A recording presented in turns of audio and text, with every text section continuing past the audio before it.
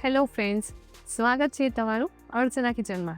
આજે હું તમારી સાથે શેર કરીશ આખું વર્ષ બનાવી સ્ટોર કરી શકાય એવી બટાકાની વેફર બનાવીશું. આજે હું 10 કિલો બટાકાની વેફર પરફેક્ટ એવા માપ સાથે અને ટિપ્સ સાથે બનાવીશું. ઘણીવાર વેફર બનાવતી વખતે તે કાળી પડી જતી હોય છે, તો આજે હું તમારી સાથે એવી ટિપ્સ શેર કરવાની છું કે જેથી તમારી વેફર બિલકુલ કાળી નહીં પડે અને તેને તમે આખું વર્ષ સારી રીતે સાચવી શકશો. તો ચાલો વેફર બનાવવાનું શરૂ કરીએ. તો અહીંયા બટાકાની વેફર બનાવવા માટે મેં 10 કિલો જેટલા બટાકા લીધા છે. અત્યારે વેફર બનાવવાની સિઝન ચાલી રહી છે. મિત્રો, બજારમાં વેફર બનાવવા માટે લાલ અને સફેદ એવા 2 પ્રકારના બટેકા મળે છે. તો તમે લાલ બટેકા અથવા તો સફેદ બટેકામાંથી પણ વેફર બનાવી શકો છો. તો તમે જુઓ, અહીંયા મેં લાલ બટેકાનો ઉપયોગ કર્યો છે. જો તમારી પાસે લાલ બટેકા ન હોય તો તમે સફેદ બટેકામાંથી પણ વેફર બનાવી શકો છો. તો વેફર બનાવવા માટે આપણે અહીંયા મોટી સાઇઝમાં જે બટેકા આવે છે તેની જ પસંદગી કરવી, જેથી કરીને આપણી વેફર એકદમ સરસ એવી બને. તો અહીંયા આપણે બટેકાની છાલ ઉતારી લઈશું. તો અહીંયા આપણે પીલરની મદદથી બટેકાની છાલ ઉતારી લઈશું. હવે બટેકા પરથી છાલ ઉતારીને તેને તરત જ પાણીમાં રાખવાના છે, જેથી કરીને તે બટેકા કાળા ન પડે અને આપણી વેફર એકદમ સરસ એવી સફેદ બને. તો અહીંયા તમે જુઓ, બટેકાની છાલ ઉતારીને બધા જ બટેકાને મેં પાણીમાં રાખી દીધા છે, જેથી કરીને તે કાળા નહીં પડે. હવે આ બધા જ બટેકાને પાણીમાં સારી રીતે ધોઈ લઈશું અને તેને ચિપ્સ પાડી લઈશું. હવે બટેકાની ચિપ્સ પાડવા માટે મેં અહીંયા બીજા વાસણમાં પાણી લઈ લીધું છે, તો તેને તેમાં વેફર બનાવી લઈશું. તો અહીંયા મેં વેફર બનાવવા માટે છીણી લીધી છે. તો આ પ્રકારની બંને બાજુથી તમે અલગ અલગ ડિઝાઇનમાં વેફર પાડી શકો છો. તો આપણે વેફર બનાવવાનું શરૂ કરીએ. અને હવે બટેકાને છીણી ઉપર આ રીતે ઊભું રાખીને તેના વેફર પાડી લઈશું. તો અહીંયા તમે જુઓ, સરસ એવી વેફર પડતી જાય છે. અહીં આપણે વેફરને પાણીમાં જ પાડવાની છે, જેથી કરીને આપણી વેફર કાળી ન પડે અને તેમાં રહેલો બધો જ સ્ટાર્ચ નીકળી જાય. તો અહીંયા તમે જુઓ, મેં બધા જ બટેકાની વેફર પાડી લીધી છે અને હવે આપણે તેને આખી રાત પાણીમાં પલાળી રાખશું. તો હવે તેને આપણે 2 થી 3 પાણીમાં સારી રીતે ધોઈ લઈશું, જેથી કરીને તેમાં રહેલો બધો જ સ્ટાર્ચ નીકળી જાય.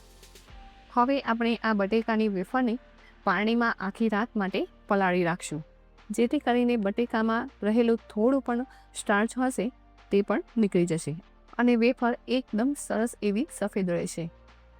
જો તમારે આખા વર્ષ માટે વેફર બનાવીને જો સાચવી રાખવાની હોય તો તમે આ ટિપ્સ સાથે બનાવશો તો તમારી વેફર કાળી નહીં પડે અને આખા વર્ષ માટે એકદમ સરસ એવી સફેદ રહેશે.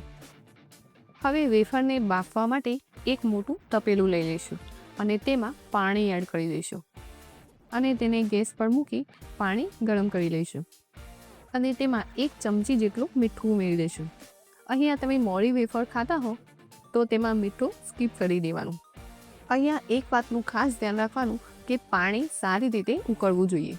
જો પાણી સારી રીતે ન ઉકળે તો આપણી વેફર એકબીજા સાથે ચોંટી જશે અને એકદમ ખુલ્લી એવી નહીં બને. તો અહીંયા તમે જુઓ, પાણી સારી રીતે ઉકળવા લાગ્યું છે અને હવે આ સમયે આપણે તેમાં થોડી થોડી કરીને આપણે જે વેફર બનાવી છે તેને પાણીમાં એડ કરી દઈશું.